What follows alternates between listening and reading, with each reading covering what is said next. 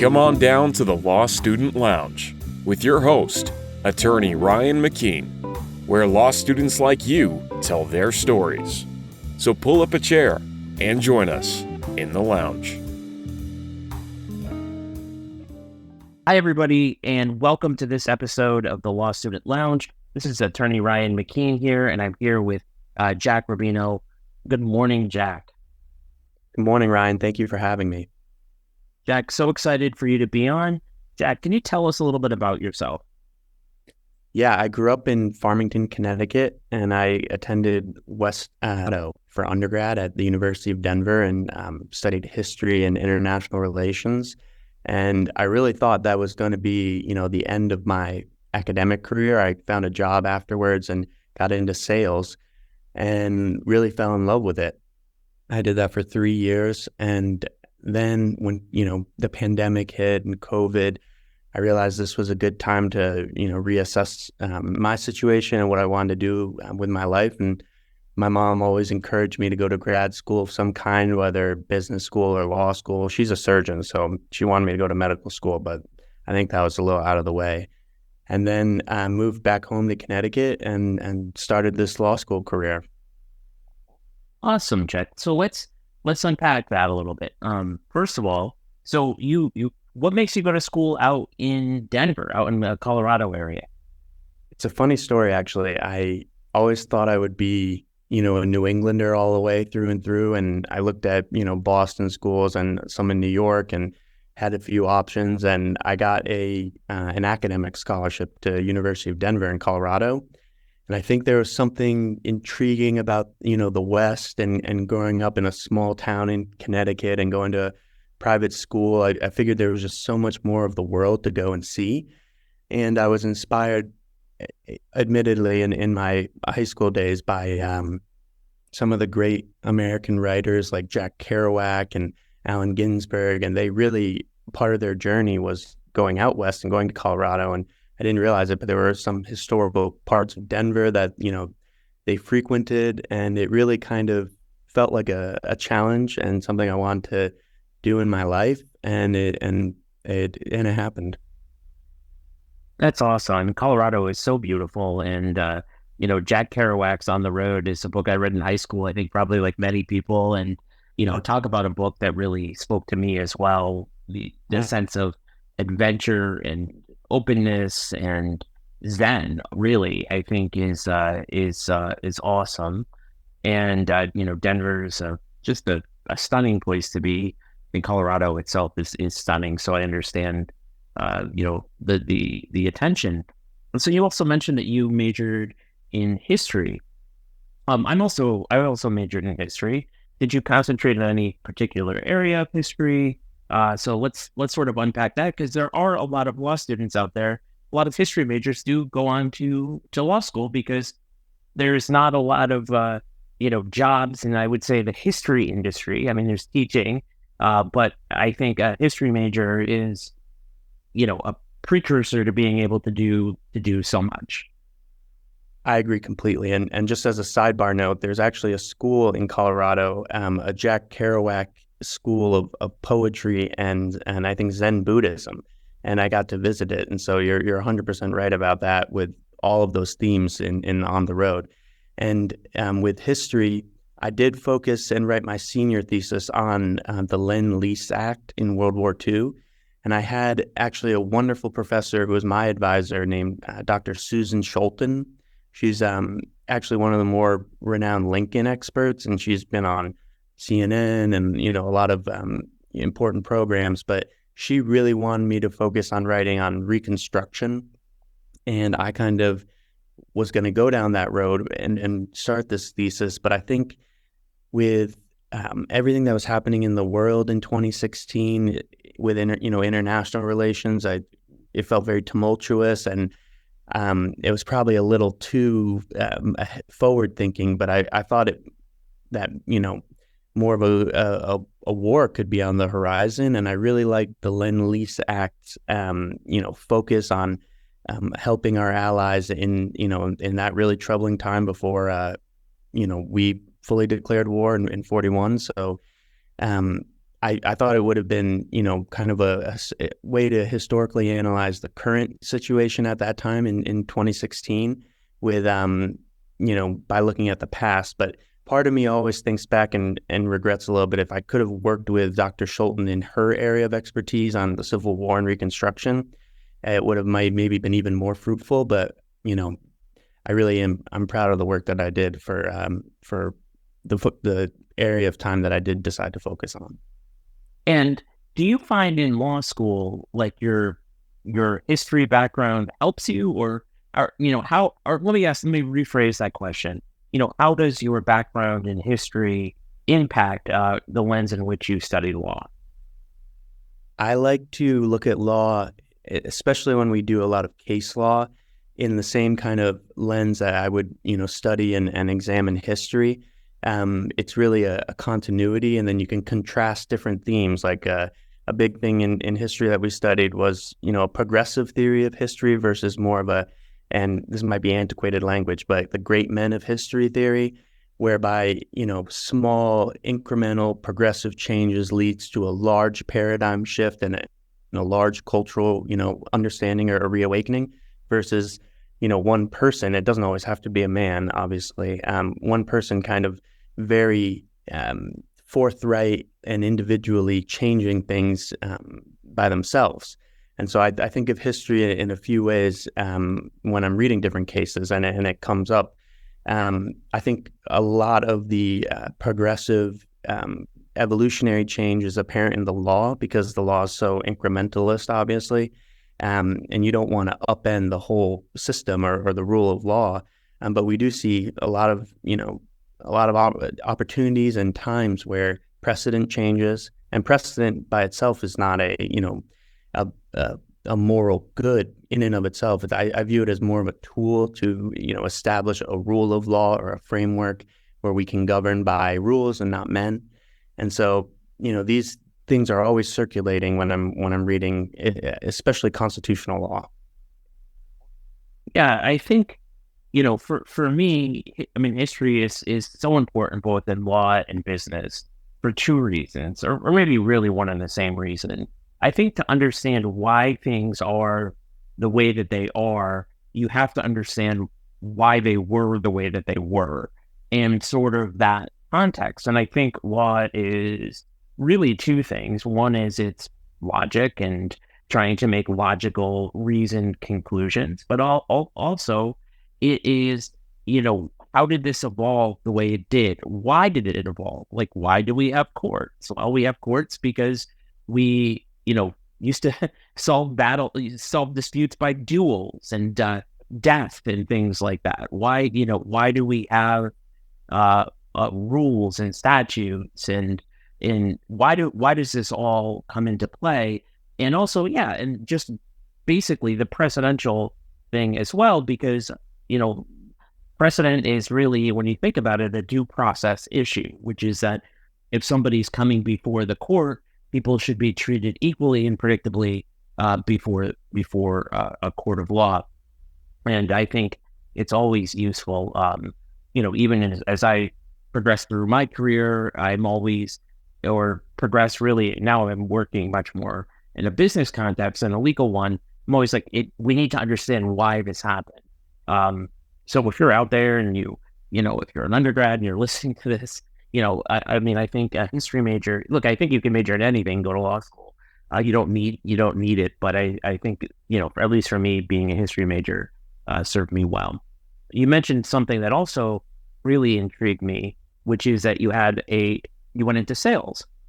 Yep. And part of my story is I graduated college and I worked for Enterprise Rent-A-Car as a management trainee, essentially doing sales. Selling, trying to upsell rental cars, sell rental car insurance, trying to go out and market to body shops and get more referrals. So can you talk to me about what led you into sales and then ultimately sort of like what you learned by doing that sales work? Absolutely. And I worked with a few horizontal transfers from Enterprise when I was doing sales. And they always said it was such a well-articulated process. They really had it down to, a system and a science. And some of my favorite colleagues were those that came over from enterprise. But I worked originally, I was planning on just finding a summer job because I lived in Colorado for my undergrad years. I really loved it. And it was, like you said, absolutely stunningly beautiful. Skiing in the winter, you can play golf as much as you want, outdoors and hiking. And it really felt like, a wide open expanse. But I knew that all my roots and connections were back home in Connecticut. But I really wanted to get one more summer out there. So I started this, initial job because I was going to study and go to, law school. That was kind of always in the cards, or at least some form of grad school. And I took this job kind of as a way to, enjoy the summer, make some money before, transitioning. And I fell in love with it, which looking back now, I find bizarre because I didn't have to convince myself. It really just happened. And the first thing they had us do, I remember it, vividly, in like the middle of July, walking around 8 hours a day, going door to door with a prepared script and setting appointments for home remodeling consultations with solar panels, windows, siding.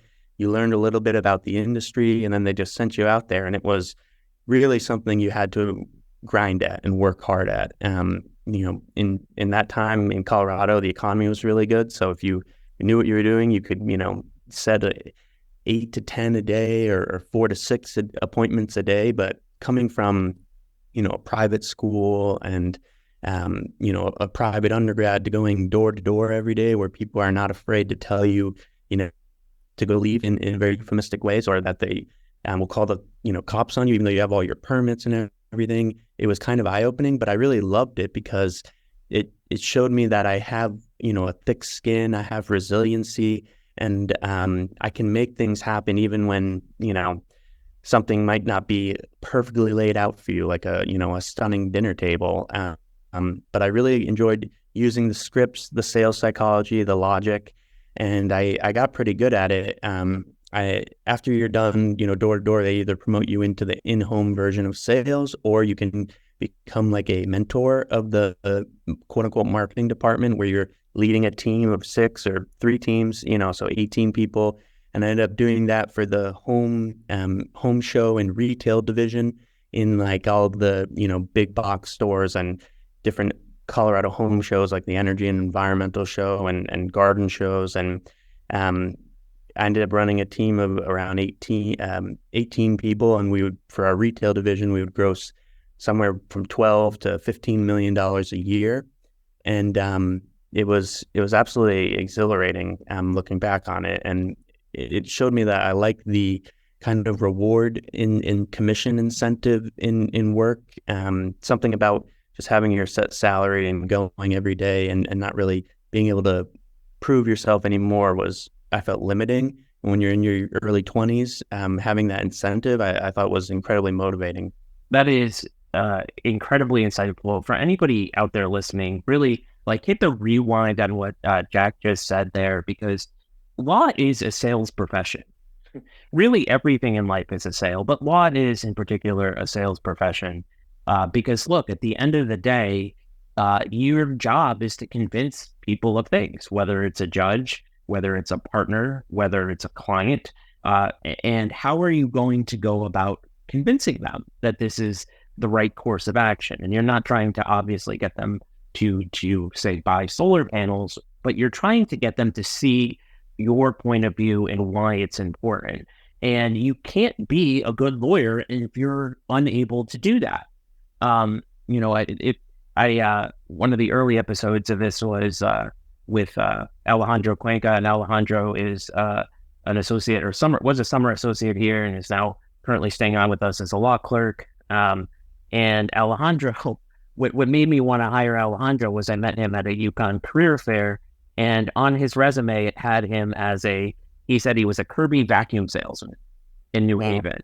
And I said, that's exactly what you need if you're going to go into law and to be a litigator, because it's not, you've got to go into people's living rooms. You've got to go into courts. You've got to go into rough and tumble places and you're going to get rejected. You're not going to close every deal. It's not white glove. It is very practical in your ability to communicate, to connect, and then to really persevere, and not get, so upset by rejection, because judges are going to reject your arguments. Clients who you're going to want to land are going to hire some other firm. And a salesperson's like, okay, I didn't sell, I didn't close that house, on to the next house. And really going through those processes, I think it is just incredibly, incredibly valuable experience. Look, if you have sales experience in any capacity, really, as you become a lawyer, think about those skills and that training in your career, and think about it as you're in a sales position, because I think it is that valuable. Because look, there are some brilliant. It's one of the things that has always struck me in the profession, because there are some really brilliant people, some really brilliant lawyers, and sometimes they're not all that persuasive. And I'm like, why aren't the lawyers that I know very persuasive? And it's really, the answer is like, they don't have the training to actually persuade, because the way in which lawyers are taught to persuade are not the ways in which humans persuade each other. And what I mean by that is, if you're going to sell solar panels, like, you're not going to go out and say, well, you should buy a solar panel because, you once bought an electric heater, like some sort of precedential argument. It just doesn't persuade. And sales will teach you how to combine those things. And also really, ethical sales tactics and ethical sales training is really just good, because you have to believe, if you're a lawyer, just as if you're a salesperson, that the person you're dealing with is going to be better off if they bought your version of reality than if they didn't. I agree with that completely. And we were basically taught, and I love how you say ethical sales practices, because it's really, there's a lot of alternatives, but it's really about showing the, customer or the client that they're going to be better off, and you're helping solve a problem for them. You can create urgency with the problem, so that, sometimes people have a hard time getting over the inertia. And then you can really, at the end of the day, walk away knowing that you're helping them make their lives a little bit better. And that's really what I tried to focus on. And I always kind of approached it as a problem-solving organization, opportunity, and that I was, really being there as a consultant. And I think that came off in my sales demeanor. And I really, personally, I love the psychology of it, using techniques like persuasion. And I always used to bring down to earth, which I still have that script almost memorized in my head. It's like, I know where you're at. And that's a very valid point, Ryan. But if you are going to think about this project at some point in the future, it's going to be a time where you'll need to have some estimates on file. And little things like that, where you can kind of help people see things and get it onto, bite-sized manageable pieces for them. Exactly. And whatever it is, Jack, that you'll do as a lawyer, you will use those skills time and time again, and it will be effective, and your clients and your partners and judges and then everybody will benefit from it, because it's fundamentally human. It's a human process. Law is a human profession, and there are things that work, things that don't work. There are right ways to do it, wrong ways to do it, and sales is a huge part of it. And if you're out there and you're listening and you're like, I've never done sales, like, law is a huge, broad profession, and there are people out there who do nothing but research and write and figure out the tax code and things like that, where maybe less there. But if you're working with the public, and especially if you're working in litigation-facing positions, like, yes, being able to persuade is important. So, Jack, let's fast forward a little bit, and can you talk to me about, what made you go to UConn Law School? My goal was to go to law school in New England. And in 2021, when I was applying, it was during like one of the zeniths of COVID transfers. And so I think some of the schools, had 10,000 applicants or 14,000 for Georgetown, I believe. And I was really hoping to get somewhere in New England. I knew everyone was applying to grad schools and law schools at this time. And I really fell in love with UConn. It's 15 minutes from my house. And, some of the options with in-state tuition and scholarships were, very enticing. And I really enjoyed the feel of the campus. It's set on a what used to be a seminary, and so it's one of the more beautiful buildings in complexes in the state, I think. And UConn was the first school that got back to me with an acceptance letter, and I appreciated that, and I felt almost a sense of loyalty to them, and I've fallen in love with it. It is a beautiful campus, and I agree with that. One of the most beautiful campuses that I have been on. Can you talk, look, we're recording this now in October of 2023, so you're over a year out of your first year of law school. If you could go back to yourself, say August of 2022, and tell yourself anything about the first year of law school, what would you tell yourself? I would say, and this might not be, the most unique wisdom in the world, but I would say it's truly a marathon, not a race. I was maybe a little anxious to do things just as quickly as possible, and checking boxes in my head really as I would go. And it's really I think being a lawyer, especially, you're a lifetime student. It's a lifetime process, and there's no race. It's really about getting where you need to go. And the time that you're going to get there is going to be the time that you're going to get there. So I really need to focus on that, and I've been doing that this year quite effectively, even with much more responsibilities. I'm a big golfer, and I think when you play golf, yes, you're playing against other competitors, but you're really playing against the course. Par is laid out for you. You can make 18 pars in a row. If you do that 4 times, you're going to do very well. So I'm really focusing on there's a lot of artificial boundaries that are set in law school, artificial deadlines, artificial race metrics, and you don't really have to buy into that. Not in a cynical way, obviously, but you need to just be very confident in yourself as a person and know that you're going to get there when you do get there. That's great. So much of law school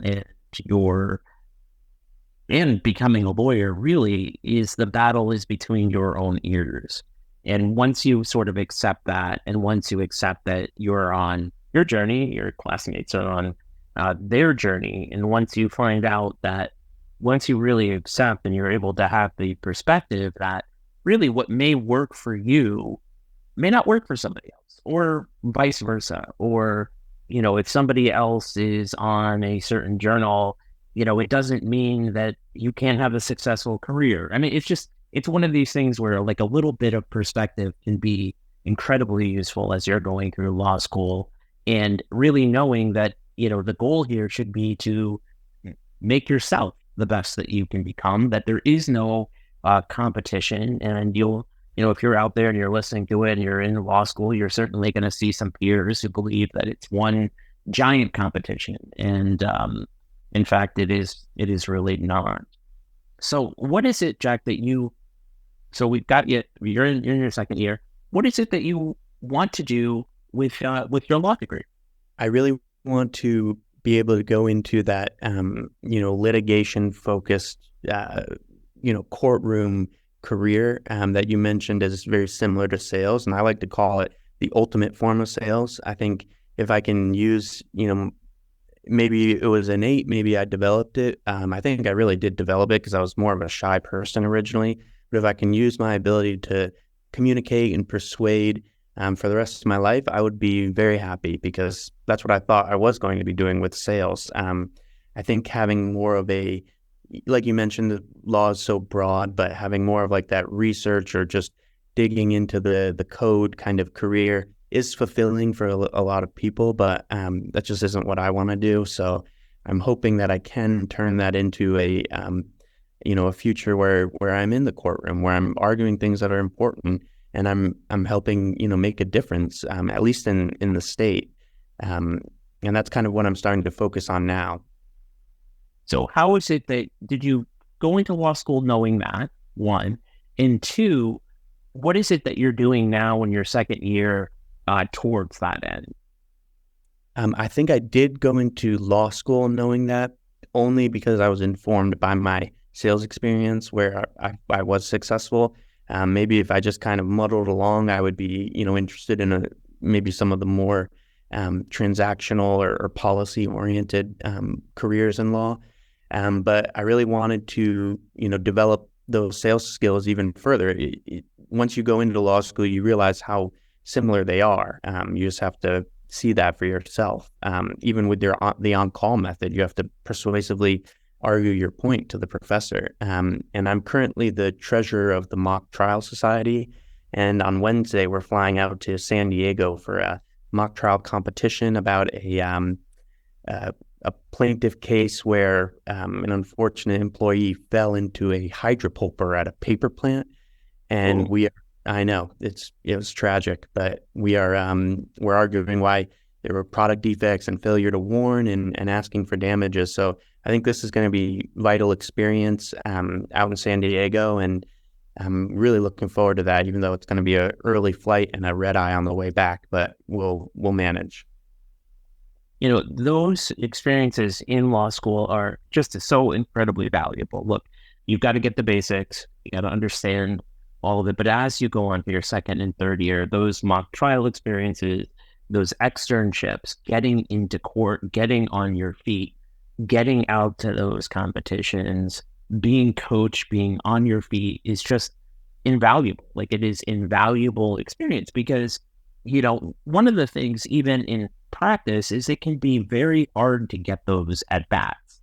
And what I mean by that is, like when I started practicing law, my boss, grew up practicing law in the 70s, 60s, 70s. And, he said, look, it used to be that you would try 30 cases a year. You'd pick a jury in the morning, you'd put on your evidence in the afternoon, you'd get a verdict by the night, and it'd be over. Oh, wow. And now that doesn't happen. Like, everything is complicated. Everything really cuts against ever having a trial, which I guess makes sense. The more transparency, the better the parties are able to assess their risk. But there aren't a lot of trials, and our position, we're a Connecticut trial firm, and we really want to and love to try cases. Like, that is what we want to do. Out of all of our cases, we've got about 650 cases at the moment. We will have one trial this year. Wow. And so one of the things for me as a law firm owner is like, how do I get younger lawyers trial experience? How do I get them courtroom experience? And the reason why it all matters is that, like, if you're like, there are people out there who won't litigate cases. Then there are people out there who will litigate cases, but they won't try that. And to me, the only leverage that you ever have in law, I mean, we talk about law in negotiation. It's not negotiation in like sort of a, let's all come together and figure out the best possible solution kind of thing. It is negotiation by understanding exactly what your leverage is, what the pain points are, what the potential results of it are. And so really you have two options, one of which is like, are you going to be able to get the other party to agree to it? Or are you going to be able to get it from a judge or a jury? And, those are the only two ways that litigators or trial lawyers can ever negotiate. And so if you're unable or unwilling to be able to properly try a case, you have no leverage in the scope of litigation because the other side knows that you will ultimately just take their last best offer. So anybody out there who's listening, like, take your trial advocacy courses, take your advanced evidence courses, do the externship at the prosecutor's office. So you're in court and you're seeing the way court operates. go to court, watch trial, because it's a really important but ultimately sort of dwindling skill in the profession. Do you think that trend is likely to continue, as we go forward or over the next decade? Because I know we are obviously a very litigious country, but settlement is often in the best interest of the client. So it's hard you want to make sure your client knows you're willing to go to bat and go to trial for them. But I don't know if I see the trend. I see it continuing in this way. Yeah, I think it's a macro trend. I think it will continue to accelerate, because I mean, jury trials are sort of crude, or trials in general are sort of crude instruments to resolving a dispute. It is a zero-sum game. It is win or lose. I mean, game is the wrong word there, but it is zero-sum. It is, despite our best efforts and use of focus groups and ability to predict, at the end of it is an unpredictable process, or it can be unpredictable in different ways. And, we've gotten pretty good here at predicting how things will be, why they will be, through the extensive use of focus groups, but it's imperfect.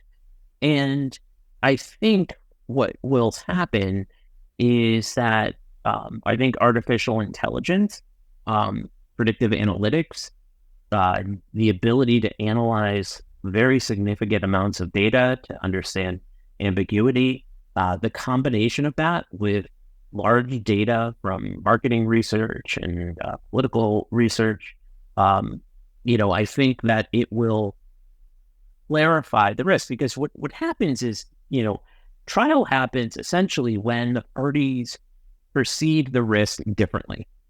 Right.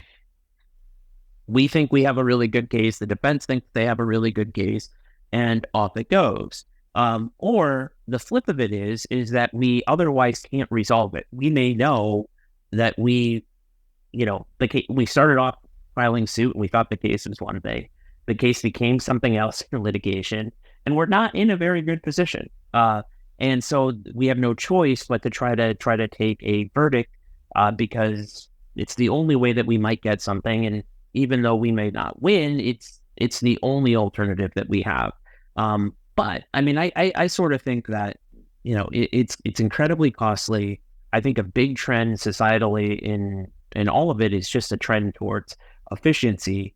But all of that being said, like, I think it just becomes much, much more important and not less important, because ultimately, if you don't know how and you're not willing to do it, you're not going to get the respect from the other party, and you're not going to get the best result you can. I agree completely with that analysis. It is striking how crude of an instrument it is, yet we've been able to, progress, as a society, even despite that. So I think that is a testament to at least the American people in a way, but it's not without its difficulties. I think the real genius behind the whole Constitution, which is that it's not justice by, judge, or it's not justice by a lawyer, it's justice by community. And it's a very powerful thing to say, look, these two parties can't decide these very important issues to them, and community, we're going to turn to you to decide. And from a democracy perspective, like, it is, look, you go to vote for whoever you're voting for in a political election, your vote is one of millions. But when you're in a jury box, it's one of 6.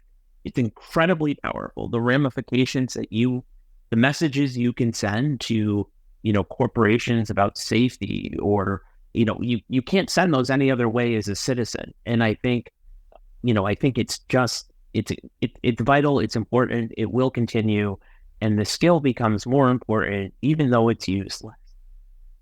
I think what you said is so key. A lot of people think that Congress is, the people's house or the people's branch or institution. I really think, because of what you mentioned about how important a jury member's vote is, how much of a message it can send, I think the courts, in a way, maybe even better now, safeguard the people and maybe are the people's branch. They very much are, because look, you have, large money interests that are in Congress that are, making things or not making things happen. You have, but when you're in a jury box, like, there aren't lobbyists, like, there aren't people running for political campaigns, there aren't special interests. Like, it is like you as a citizen bringing your common sense, your life experience to try to resolve a dispute between two parties. And it's very, very, very powerful to watch. It's something that I'm always touched with. And it's also, look, I've won trials, lost trials, whole thing. But I can say every single time the jury has gotten it right. Like, they like, I may have disagreed with their outcome or whatever, but I can always understand it. It's, and I think that's true of most trial lawyers will tell you that, juries do get it right. I don't hear that, I don't hear that very often, like the jury just got it wrong. But, I hear judges get it wrong. But you really don't hear a lot of trial lawyers, win or lose, say the juries get it wrong. It's insightful for, my future to think about. So, no, it is insightful. The work is important. And if you're going to litigate, definitely try to get that experience in law school, and definitely try to get experience as a young lawyer. I didn't start off, jury trying $100 million case. Like, I started off representing people who were being evicted, and trying and having trials in housing court, or representing women who were victims of domestic abuse. So go out and get that hearing experience, get that trial experience, even if it's through pro bono work, or, you don't want to necessarily be a housing lawyer your whole life. Maybe that's not what you want to do, but go out, get into court, fight for people, and, start building your skills that way, and really look at, I think the first few years of your career, and be willing to make those investments, because they build it's like they really build dividends that compounds over time. So, get out there. If you're out there, if you want to do this work, find some ways to do it. Find ways to get into the field, because there's no substitute for it. So, I think we're coming to about time to end here. Is there anything you'd like to add about what we touched upon today, about yourself, anything? If I may, one piece of advice I think is important for law school, especially if you want to go down the more litigation route. I noticed there's really two types of people in law school. There's those that just go to class, do their work, leave, and they're not, very involved. And then there's those who are quite involved in campus life. And they're, in clubs, they're presidents of this, they're in the SBA, they're, part of the Black Law Students Bar or the Italian Law Students Association. And I think if you can, when you're in law school, if you can balance the time and be involved on campus, you're going to get so much more out of it. And there's always times where people are negative. And I'm a big believer in not having negative self-talk, or not, having a negative mind space. But there are going to be times where just law school can feel suffocating. And if you're part of organizations and clubs and affinity groups on campus, a lot of that negativity will just melt away. You're going to feel so involved. And law school, it is a professional development school. It is a grad school, but at the end of the day, it's still an academic, school life. And you don't want to treat it like undergrad, but you want to still be able to have positive memories and dare I say, fun. And that's an important part of it. So I think you should be involved if you can manage it. If you've got, a family or life, or you're in a different part of your career, it's not going to be easy. But if you're younger or in your 20s or right out of college, really get involved in as much as you can, and you'll reap a lot of rewards from it. Two things to distill from that, and what a way to close this. Really, really important. One is, even as you're a lawyer, like what you said about positive mindset and positive people, like really surround yourself with positive people. There can be a lot of negativity in the profession, and really use the rule of 2 feet. And if you're around people who are like, this is awful, this is terrible, law is terrible, the judge is terrible, everything's terrible, like really get up and walk away from them, because that negative energy is incredibly contagious, and you will find yourself sad and depressed and find new friends, really and truly, because those people are just mostly unhappy with their life or their circumstance, and that's fine. I mean, they should talk to a therapist, but it doesn't need to be your problem, and it doesn't need to be your life or your truth. So go out there and find people who are like-minded, who enjoy what they're doing. And I promise you, in all areas of law, there are people out there who love what it is that they do, and find those people. And really the second thing too, look, it never gets easy to do the extra thing, to join in of court, or to go to the Connecticut Bar Association meeting at night, or to a whole host of things. Like, you never get more time in life. We have business or kids or a lot of cases or whatever. But if you can do those things, and it's true in your career, and the earlier you can do them, and really start building your community, like, it is something that just unlocks so much in your career, in yourself, in opportunity. And, I think one of the great things in my life, one of the great gifts in my life, is really just an abundance of community, an abundance of people who are there to help, who have been there, who are going through it. And so really go out and, find your community as early as you can, both in law school, and don't let it stop there when you're a lawyer. There are affinity bar associations, and there are all sorts of different groups, because one of the things that can happen as a lawyer is that, lawyers sometimes feel they don't like to leave their office. Their office feels very safe. But come on, Jules, the good things that can happen to you happen outside of your office. So get out there. Jack, it's been wonderful. Anybody who's listening to this is going to get so much from it. And, let's keep in touch. I wish you the best as you go through your 2L year. Thank you, Ryan. It's really an honor to be on your podcast, and the work that Connecticut Trial Firm is doing is just so impressive. The $100 million verdict, the impact in Connecticut, it's really exciting to get to meet you and talk with you, and I would love to stay in touch. Thank you, Jack. Thank you for joining Ryan McKeen in the Law Student Lounge, where real law students talk about their real lives. Are you a law student with a story to tell? Learn how you can share your story with us in the episode description. And join us next time in the Law Student Lounge.